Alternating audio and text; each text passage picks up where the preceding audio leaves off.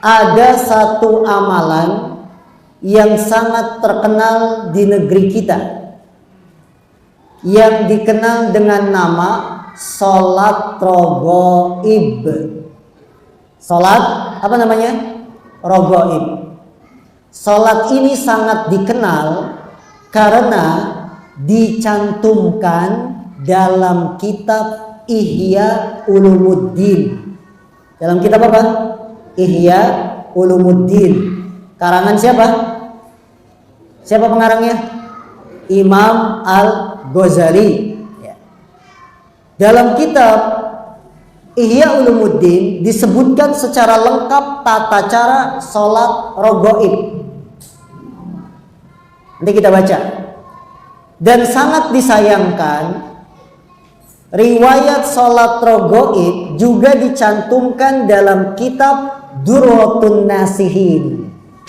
Yang suka belajar madhab Syafi'iyah tidak akan asing dengan nama kitab Durratun Nasihin. Betul? Dicantumkan juga. Nah, orang Indonesia mereka mengakunya madhab apa? Syafi'i. Pegangannya Ihya Ulumuddin. Pegangannya apa? Durratun Nasihin. Sehingga karena dicantumkan dalam dua buku ini laris.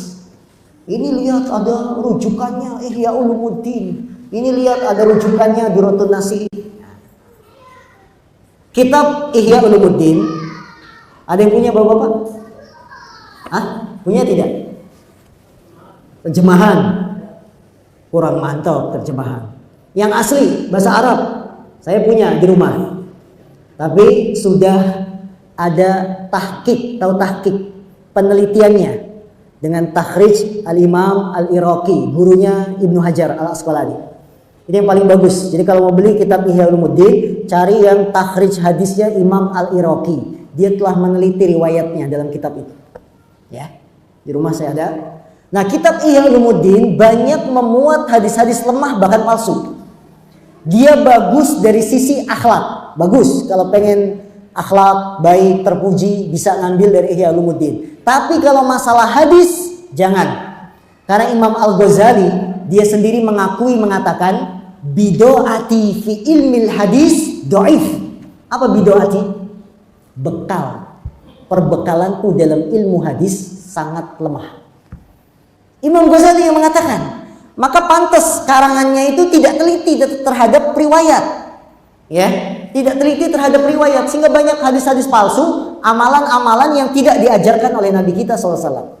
Sekarang kita baca teks ucapan Imam Al-Ghazali dalam kitabnya apa?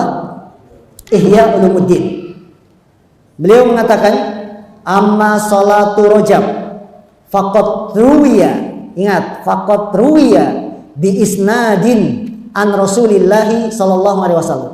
Beliau mengatakan, adapun salat Rajab sungguh telah diriwayatkan dengan sanad sampai pada Rasulullah. Dari sini saja kalau orang belajar hadis udah nggak akan diterima riwayat ini karena kalimatnya ruwiya. Apa ruwiya? Sigohnya itu majhul. Fiilnya mabni majhul. Yang belajar bahasa Arab ada mabni ma'lum, ada mabni majhul. Kalau bahasa Indonesia kalimat positif, kalimat negatif. Diriwayatkan ini masuk kalimat negatif. Karena nggak jelas siapa yang meriwayatkan. Dia pakai disembunyikan, diriwayatkan dengan sanad. Nah, dengan sanad, rentetan rawinya nggak disebutin. Dengan sanad sampai Rasul. Loh, kok bisa tiba-tiba sampai Rasul? Harusnya Imam Ghazali menerima dari gurunya, gurunya nyambung lagi ke siapa? Sampai sahabat, sahabat sampai ke Nabi. Kan begitu. Bapak-bapak kalau baca kitab Sahih Bukhari, lihat kata Imam Bukhari. Haddatsana telah menceritakan kepada kami ini, telah menceritakan kepada kami ini. Terus dari sahabat, dari Rasul. Itu baru namanya hadis. Ya. Jadi kalau orang belajar hadis baru belajar aja, dia tidak mendalami, membaca kalimat ini sudah bisa menebak ini hadis lemah. Karena kalimatnya ruwiyah, diriwayatkan.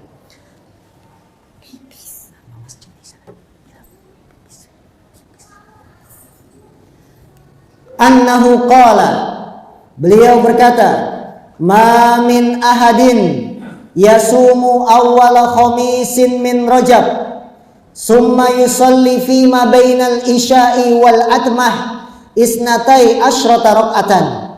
Nabi bersabda, tidaklah seorang pun berpuasa pada Kamis pertama bulan Rajab. Kamis pertama bulan Rajab. Summa yusalli, kemudian dia salat antara maghrib dan isya 12 rakaat. Nah, lihat berapa Pak salatnya? 12 rakaat. Yafsilu baina kulli rak'ataini bitaslimah. Setiap 2 rakaat salam.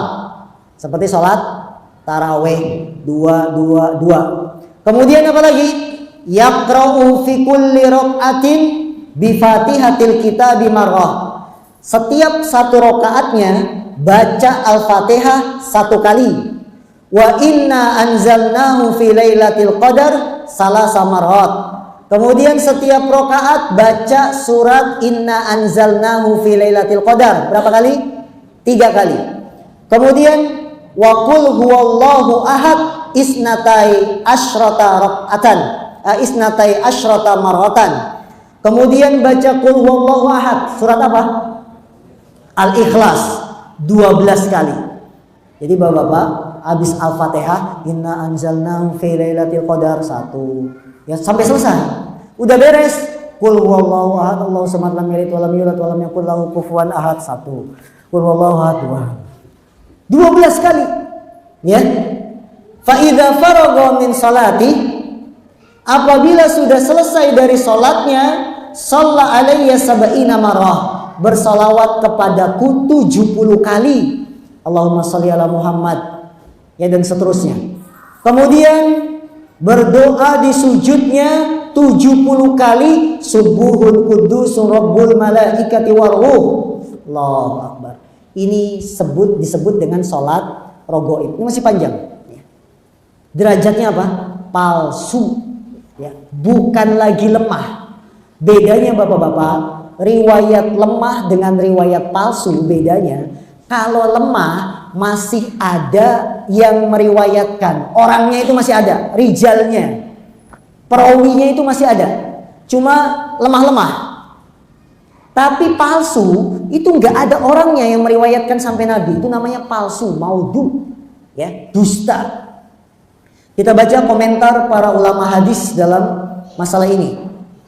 Yang pertama, Al-Imam Al-Hafidh Al-Iraqi, dia gurunya Ibnu Hajar yang memberikan catatan terhadap kitab Ihya Ulumuddin. Beliau berkata, hadisun maudhu, apa? Hadisun maudhu, hadis palsu. Yang paling membuat pukulan sangat keras Imam Nawawi. Imam Nawawi terkenal dengan mazhab apa? Syafi'i. Apa kata Imam Nawawi? Kita baca. Salat yang dikenal dengan salat rogoib 12 rakaat antara maghrib dan isya awal malam Jumat bulan Rajab. Betul kan? Barang siapa yang berpuasa Kamis pertama bulan Rajab, berarti kan malam Jumat. Apa kata Imam Nawawi? Salat yang dikenal dengan salat rogoib 12 rakaat antara maghrib dan isya awal malam Jumat bulan Rajab, juga salat malam nisfu Sya'ban 100 rakaat, termasuk bid'ah. Bid'ah yang mungkar dan jelek. Ingat yang bilang Imam Nawawi, bukan saya. Janganlah tertipu dengan disebutnya kedua salat itu dalam kitab Qutul Qulub dan Ihya Ulumuddin. Allahu Akbar. Imam Nawawi. Jangan tertipu dengan disebutkan salat ini dalam kitab Qutul Qulub dan Ihya Ulumuddin. Dan jangan pula tertipu dengan hadis yang tercantum pada 2 kitab tersebut. Sebab seluruhnya merupakan kebatilan. Allahu Akbar. Ini Imam Nawawi yang mengatakan. Yang dia termasuk ulama Syafi'iyah. Lanjutnya Imam Suyuti. Imam Suyuti terkenal dengan mazhab Syafi'iyah. Beliau berkata, ketahuilah semoga Allah merahmatimu bahwa mengagungkan hari dan malam ini Rajab merupakan perkara yang diada-adakan dalam Islam yang bermula setelah 400 tahun Hijriah. Memang ada riwayatnya, namun hadisnya maudhu. Apa maudhu? Palsu. Kemudian tidak sampai di situ, kata Imam Suyuti, palsu menurut kesepakatan para ulama. Allah Akbar. Palsu sepakat ulama. Imam Suyuti. Maka kaum muslimin, ini penjelasan para ulama kita. Apakah kita beramal dengan riwayat yang palsu? Apakah kita mau mendengarkan ulama atau mendengarkan kiai yang ngajarkan sholat rogoib? Ya, ulama sudah menjelaskan. Bahkan Imam Nawawi, pembesar madhab Syafi'iyah, bilang secara jelas-jelas bid'ah mungkar. Jangan tertipu dengan dicantumkannya dalam kitab Ihya Ulumuddin. Allahu Akbar. Maka kaum muslimin, kesimpulannya, salat yang dikenal salat rojab, salat rogoib, tidak ada tuntunannya dalam syariat Islam, karena tidak ada dalil yang mengajarkan.